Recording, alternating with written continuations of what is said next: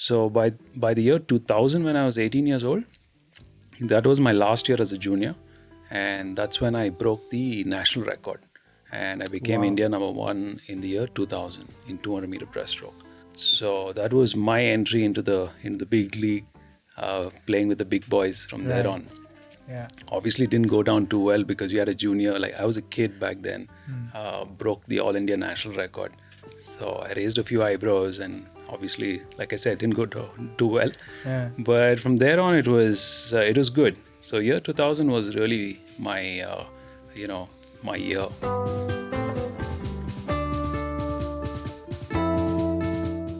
Right. Like I say, it's dedication, not dollars. So because nowadays it's become a trend, people approach you on Instagram or various social media networks, and they want to be coached or want some sort of guidance. Right. But I don't know if they really have the dedication to do so, to kind of follow through on the training. Right. So number one, what I look for is dedication. Just put in the hours, just show up for practice or show up for your workout every day, and put in a little bit of effort into it. So I think that's number one, what I look for in athletes that I coach.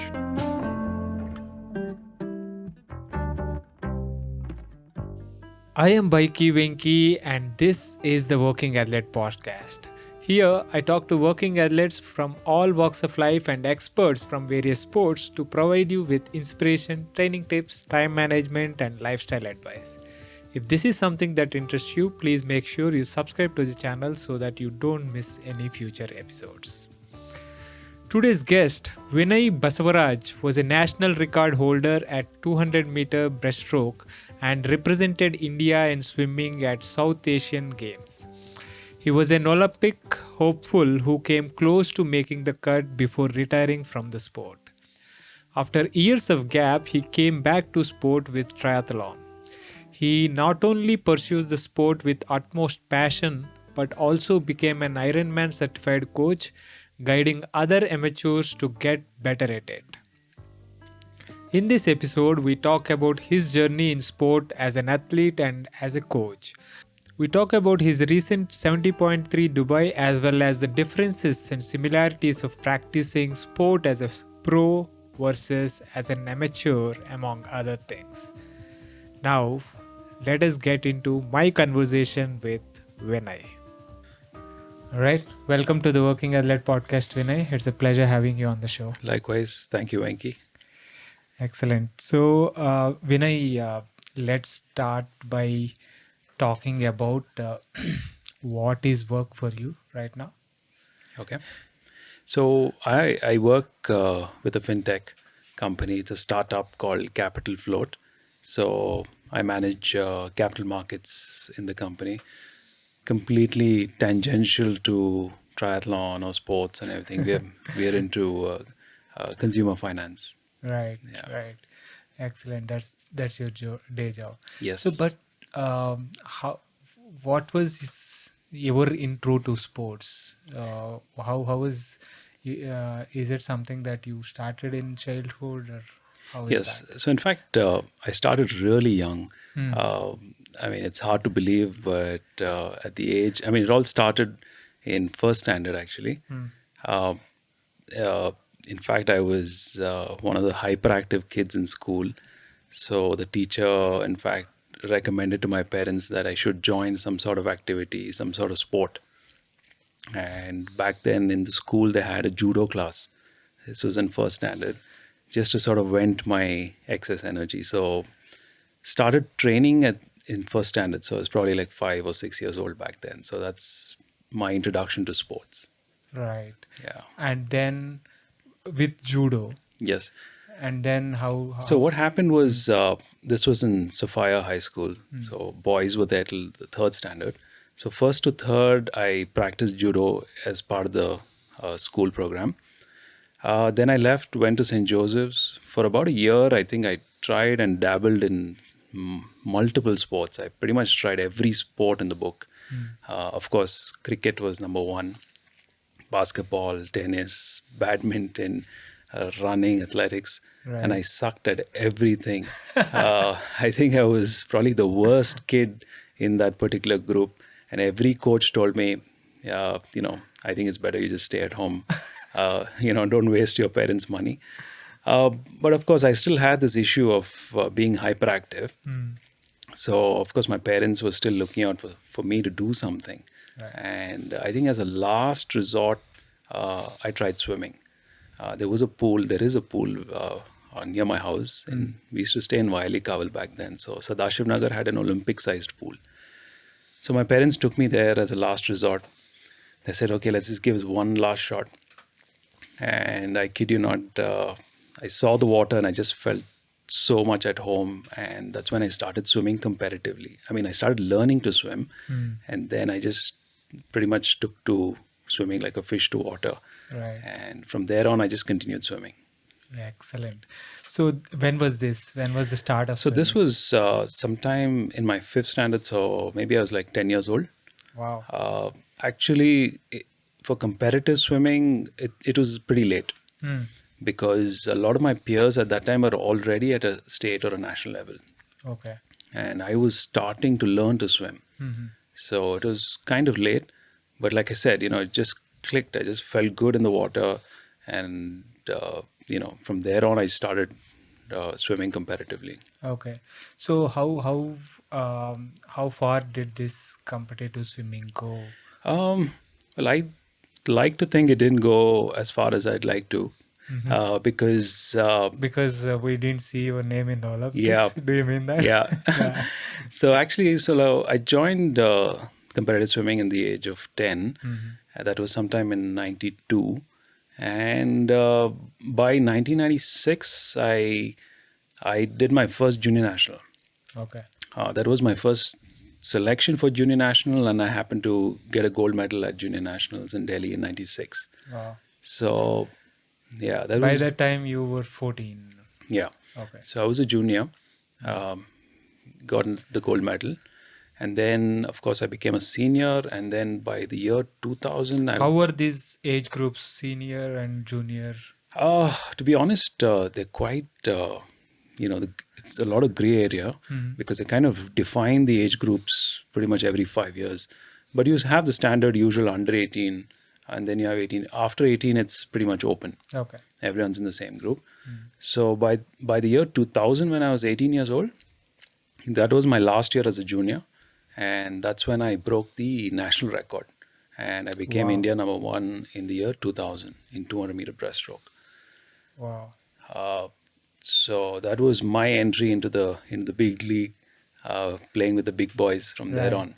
Yeah. Obviously, it didn't go down too well because you had a junior. Like I was a kid back then, broke the All India national record. So I raised a few eyebrows, and obviously, like I said, it didn't go too well. Yeah. But from there on, it was good. So year 2000 was really my my year Turning point. turning point in my swimming career. Right. So from then on, you broke 200-meter National breaststroke record. national record. Yeah. And then from then on, how did the swimming? So what happened actually? So in the year 2000, so I got selected because of my performance. I made it to the Indian team. I was in the Indian team from 96 actually, as a junior. From 2000 onwards, I got selected for the 2001 South Asian Federation Games. They call it SAF Games. And 2001, unfortunately, 2001 and 2 were really bad years because, as you know, 9/11 happened and SAF Games was in Islamabad. So, obvious reasons that got cancelled. Right. And all international events were cancelled 2001, 2002. So, I was in the Olympic hopefuls for the 2004 Athens Olympics. So, that's what I was training for. Okay. And so the Olympic so how does that work? So what happens is, of course, there's a clear-cut timing requirement that needs to be met, but people who are kind of close to that timing, they take them into a particular group, and Asian Games was also in 2002, which did not happen. So we were made into an Indian team, and then you train and then hopefully you make the cut. Right. So back then, the closest I was in 2000 was I was 3 seconds away. Wow. Yeah. Hmm. In a 100-meter race, it's quite a lot. Yes. Yeah. So, Yeah. I mean, I thought to myself in 2000, I have 4 years and Hmm. I have 3 seconds to cut. Hmm. So I thought, okay, it's possible. Hmm. So those are some of the things that you learn. You're young, you're overconfident, Hmm. you're a bit cocky as well. Hmm. So I think it's been a huge learning experience. I thought, yeah, it's possible. 4 years, 3 seconds. Yeah, I can do it. Right. But didn't happen. What was that period like? Working towards that, working to bridge those 3 Oh, seconds. it is insane Right. because I think I mean, now that I do triathlon, I do a bit of each sport, Mm. but competitive swimming is, I mean, we used to swim like 6, 7 hours a day. Uh, Over that, we had strength training, a little bit of running. You don't have a life. You're in the water 6, 7 hours. We used to swim like 15 kilometers a day. Uh, That's pretty much like running a marathon every day. right. That's a lot of swimming. So Yeah. I had no life, but no regrets. Mm. I was there to achieve something. Right. But so that kind of work you were putting in, but then what was the kind of end result? The how close did you get to that? I made it to 107. 108 was my time. I made it 2 seconds. I still had 2 seconds to cut. Right. It did not happen. Mm. So somewhere in 2000, I actually joined the Border Security Force as a professional swimmer. I'm sure you're aware that so the armed forces, including the Army, Navy, Air Force, and the paramilitary, BSF comes under paramilitary. So they run a program where they take in a lot of sportsmen, and you're basically a professional swimmer. Your only job is to swim. Right. So I joined the BSF in 2000, and I was with the BSF for 5 years, and I quit swimming in 2004, and till the end I was with the BSF. Okay. So although the amateur events were not happening, we had our own for the BSF. They have their separate set of events. So I was busy with that. Okay. Okay. So once you quit swimming, Yeah. right? So how did it proceed from there? Oh, that was a crazy time in my life because as soon as I quit swimming, I felt like I'd missed so much as a teenager because through my my adolescence, I was just swimming. Right. I was not allowed to go out anywhere, not allowed to eat fast food or, of course, alcohol was not allowed. But so the first couple of years was just me trying to catch up on that. I just felt like I missed so much. So I did all of that for a couple of years. And that was, I think, a different phase of my life. Right. But by that time, how old were you? So I was 22, 23. 22, 23. Yeah.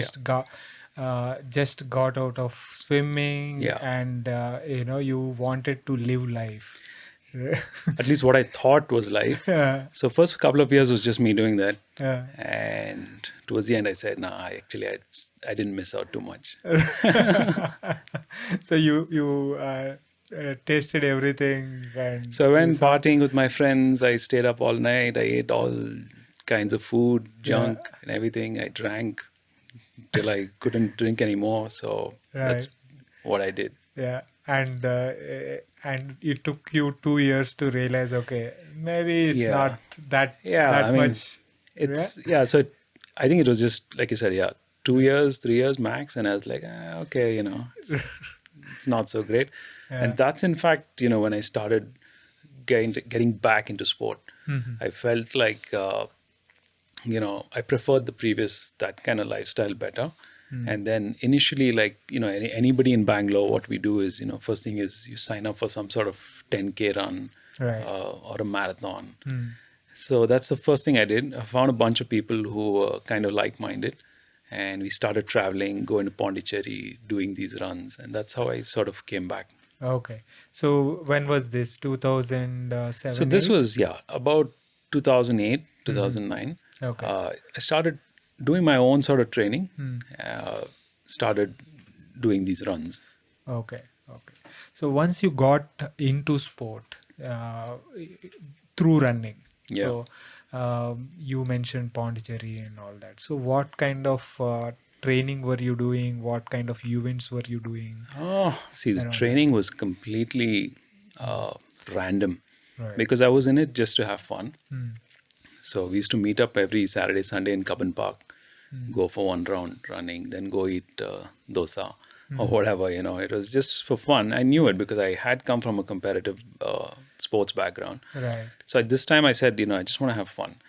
So training, I mean, I don't think it would even classify as training. It would just be a social thing. But you were being active Yes. physically, and Yeah. you're connecting with other people, Correct. and socializing and then having fun, right? Yeah. Yeah. And Okay. that was the main The objective. kind of fun that did not involve any kind of junk eating or drinking or Correct. anything, that Yeah.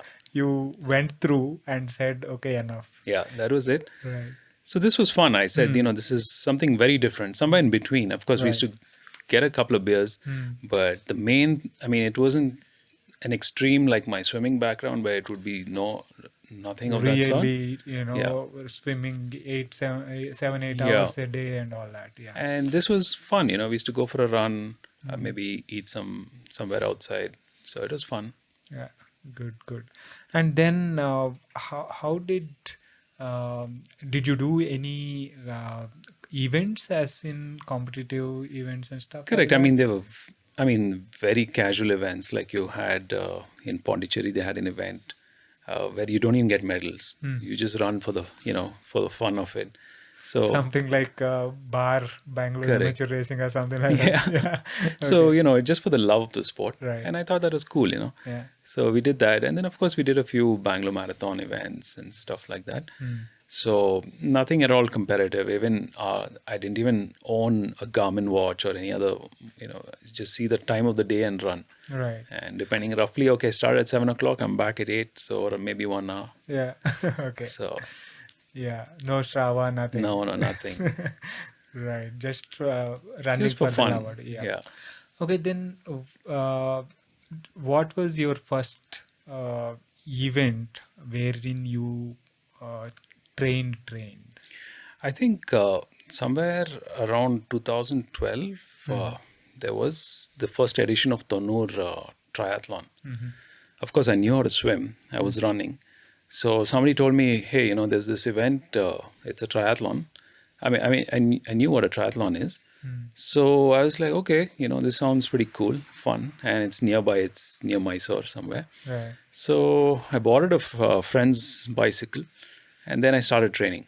Again, training was completely ad hoc. I said, Mm. okay, I need to swim this much, bike this much, run this much. So I just kept doing that. Right. So I think that was probably my first event, so to speak, the Mhm. Thonnur triathlon. Thonnur triathlon in 2012. Yeah, 2012. Okay. Okay.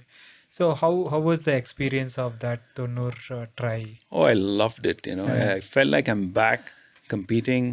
In fact, I I finished fourth overall, Mhm. and I thought, hey, this is pretty cool. Because there are a whole bunch of kids, and you're competing with them. And thinking back now, I was completely unfit Right. because I was still coming from just doing nothing. Mm. So that was amazing. And again, swimming in the lake, coming out, the whole community, the racing aspect of it, it was amazing. Right. Right. So is that where you kind of got hooked to Yeah. triathlon? Then I said, okay, Yeah. I think I found something really cool. Uh, Compared to swimming, where it's only one sport, you do that day in and day out. So here I had three sports. So I felt like, okay, this is three times the fun, Mhm. So that from there on, I was hooked. All right. So from then on, once you got into triathlon and uh, once you found triathlon and loved it, so what was the initial years of triathlon journey? How was it like? So the initial years were completely, into experimenting the sport. Hmm. Of course, it's a highly technical sport. I'm sure you're aware. You have cycling, and that itself is such a a world of its own. Right. And then you have swimming and running to add on to that. So initial years was just me experimenting. Like I said, I had borrowed a friend's bike.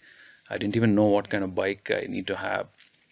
So it was just it was fun actually. I really liked that, and even till today, I try and tweak it here, tweak it there, and you see what happens. And then of course you're meeting people, you're learning and understanding.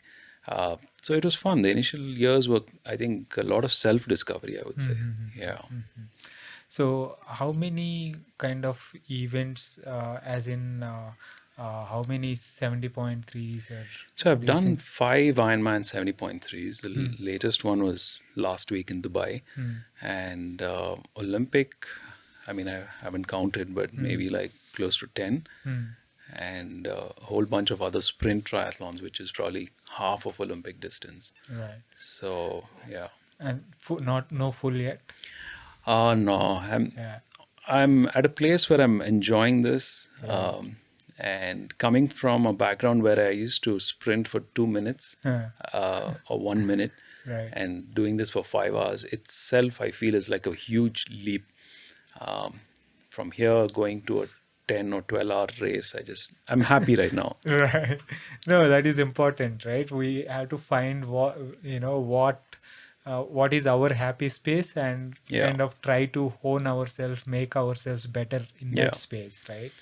Yeah. So, I mean, that's my goal. I mean, I've been improving my time. Every year has been an improvement, with this year being the best so far. I finished top 10 amongst all Indian athletes in Dubai. So, pretty stoked. Excellent. Yeah, Excellent. thanks. So let's talk about your recent race in the Dubai half Ironman that you completed for last week, Yeah. right? So how was the experience there? So, I think in terms of my training, it was a huge leap from my previous race, which was Ironman Dubai, Oman. I think I've got training wise, it was much more scientific. Of course, I mean, I personally have undergone the Ironman coaches certification. So compared to my first Ironman, I felt like this time the training was far more scientific. My hydration and nutrition could have been better. Again, you learn so much every race. And apart from that, I think the course itself was extremely fast. It's one of the fastest courses on the Ironman calendar. Right. And so I think it was a good experience. Right. What time did you manage there? 5 hours and 24 minutes. Excellent, excellent. 5:24, right? So you mentioned your hydration and nutrition could have been better. So what are the learnings there? So until now, I used to depend kind of heavily on the organizer itself, because most of these events are extremely well organized. You practically don't have to carry anything of your own. They have aid stations that are well stocked. So this time what happened was, there was no water. They ran out of water on the bike course. Oh, And this was in the initial 1 hour itself. wow. I'm sure it's some glitch with something. So I pretty much biked for 90K without any water. Wow. And it's a hot place. Yeah, Dubai. Dubai of all places. So what happened was, I didn't want to sort of compromise on my performance. So I kept to my time goal. I wanted to come back within 3 hours. I did it in 2:48. I knew I'm going to suffer on the run. So once I came back, I started cramping big time. So I knew it's just going to be a problem. So so the run could have been better. So the learning, I guess, would be, to carry your own nutrition. So of course, there's a weight disadvantage to doing that. Right. So you kind of Yeah. trade off. Yeah, that is important, right? Lot of events you can get away with relying on the nutrition provided there, but sometimes you get caught up like this, I guess. Yeah. I mean, this is the first time. I mean, the last 4, fantastic. You don't need to carry anything, switch off, just focus on your race. But I think to be honest, to give them some credit, I guess it was some sort of glitch. Right. So, but once you started cramping on the run, it is not 5K or 10K, it's 21K, right? Yeah. So how did you manage? what happened was, in fact, it felt like a dream because 2K in, I was running really well. Uh, my hamstrings just locked up. And I don't know who that person was, but literally like a guardian angel, somebody gave me a little bit of electrolyte concentrate. I had the sense of mind to obviously look at what she was giving me. I just had a sip of it, and then about 15 minutes later, I was fine. All right. My cramping eased off, and then I was able to get back on it. All right. All right. Excellent. So, of all these 4, 5 Ironman events that you have done, what is the most memorable event that you would consider? I think my first one was most memorable for so many reasons. One is because it was in probably the most beautiful place I've ever cycled in Mallorca, which I understand. Which after I came back, somebody told me that it's in the number 1 or number 2 in the world where cyclists go. One is Girona in Italy, and number 2 is Mallorca. Mallorca, yeah. So all the pro teams before the Tour de France go there. Correct. It was like a dream to cycle there. Beautiful place. Of course, wherever there's beauty, there are hills and mountains. So to date, it's my highest climb. Right. So I think Mallorca was probably the best experience. Right. Beautiful place. Yeah. So another thing that apart from you taking on the triathlon and competing, right? You have been guiding a few coaching. Now Yeah. you are certified Ironman coach, Yeah. and you started coaching triathletes in this journey, right? So, what are the things that you look to guide these athletes on? So when somebody approaches me to be coached, the first thing that I tell them is, I'm looking for dedication, not necessarily dollars. Right. Like I say, it's dedication, not dollars. So because nowadays it's become a trend, people approach you on Instagram or various social media networks, and they want to be coached or want some sort of guidance. Right. But I don't know if they really have the dedication to do so, to kind of follow through on the training. Right. So, number one, what I look for is dedication. Uh, just put in the hours, just show up for practice or show up for your workout every day, and put in a little bit of effort into it. So I think that's number one, what I look for in athletes that I coach. Right. Right. So what you, I think in Dubai you had you rode along with one of your trainees, Yeah. right? Who No, in fact, we were 6 of us. 6 of you. Yeah, so 5 other people ma- I'm coaching. Excellent. Yeah, Excellent. it was a big team. Yeah, super. So how was that experience? Oh, it was great. First Yeah. of all, just traveling together reminded me of my old swimming days when we used to the entire state or national team would travel together. Right. So that was fun. Hitherto, I used to pretty much go alone with, of course, my wife would accompany me. But this time it was a big gang. We felt good. A lot of them were first timers. So, in fact, one of my trainees who was staying with Hemant, it was his first time. So it was fun, because I could see myself what I was 5 years ago, just trying to allay any concerns that they had, a lot of fears that they had. Right. So it was fun. It was nice. Excellent. So did all of them? Oh yeah, everyone completed the race. Right. Some of them even bettered their previous time. So all around, I think it was a successful trip. Awesome, awesome, awesome. So, what are some of the things that you tell aspiring triathletes that they need to look at?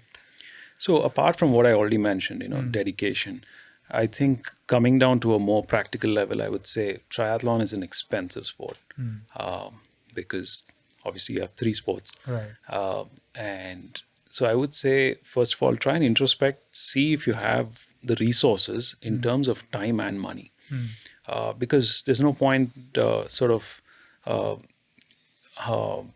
being halfway, sort of half-assing it. Right. Yeah. So be honest to yourself, see whether you can afford the sport, and both in time and money. Because again, everybody has something to do. They have some job or something, so you need to set aside some time, which eats into your family time Right. or your work time.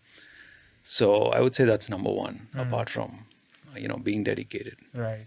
So, but you have seen, you have been a pro at the top level in competitive swimming, right?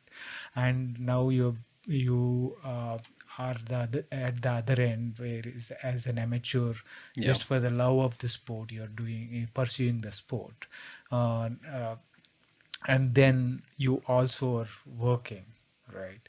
So what are the things that you see as common in like sport at pro level Yeah. and at an amateur level?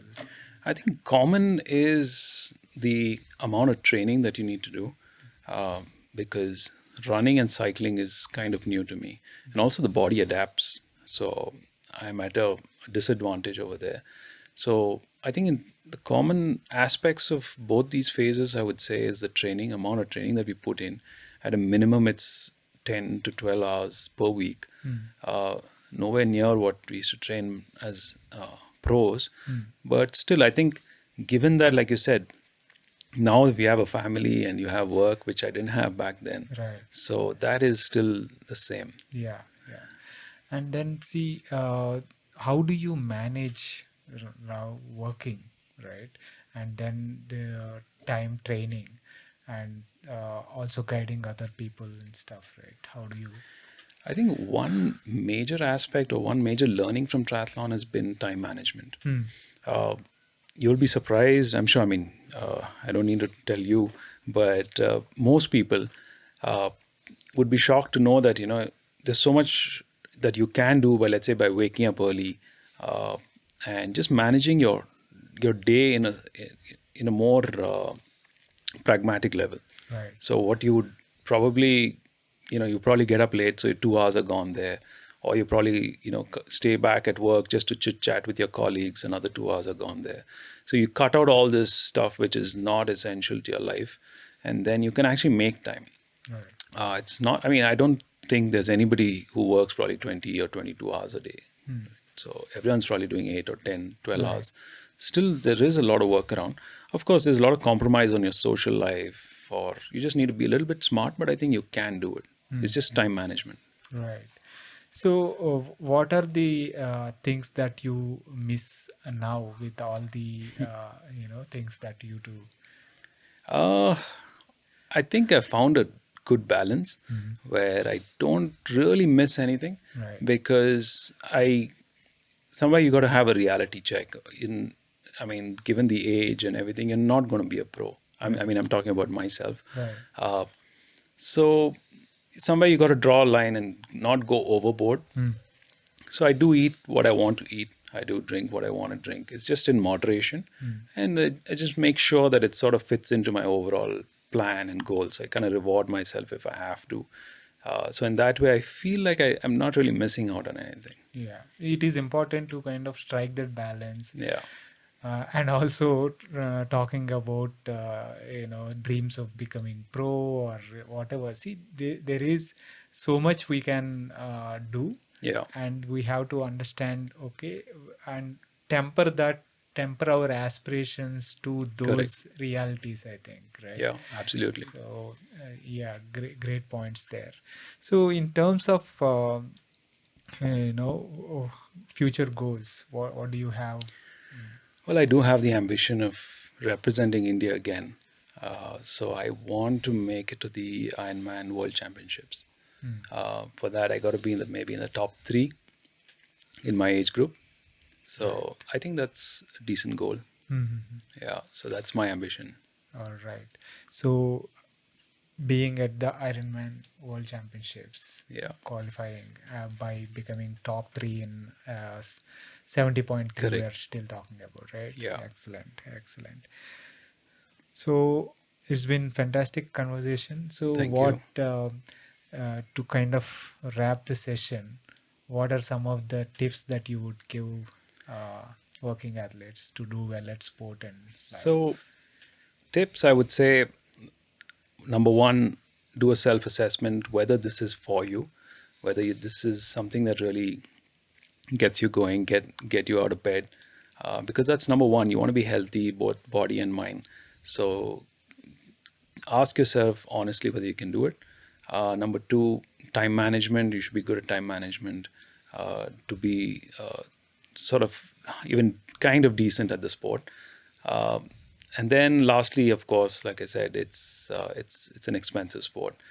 So if you're gonna kind of cut corners, I would say maybe this is not for you. Uh, Try another sport. Yeah. Right. Yeah, but I think I kind of missed asking about going a little bit deeper into the training aspect of it. So See, yeah. training, I would say be scientific, be methodical, because I see a lot of people doing like ad hoc stuff, like, suddenly they'll cycle 400 kilometers and then not do anything for the next couple of weeks. So even if it's a little bit, I would say do something every day, whether it's swimming, cycling, or running. Uh, and there's plenty of content out there that you can study for free and then try and inculcate it into your program. So I would say be a little bit more scientific, because especially as we grow a little bit older, there is of course a health risk also by Right. you doing like random stuff. So just be a little bit methodical, be a little bit more scientific, and of course be realistic about your goals. And I think you'll have fun doing this.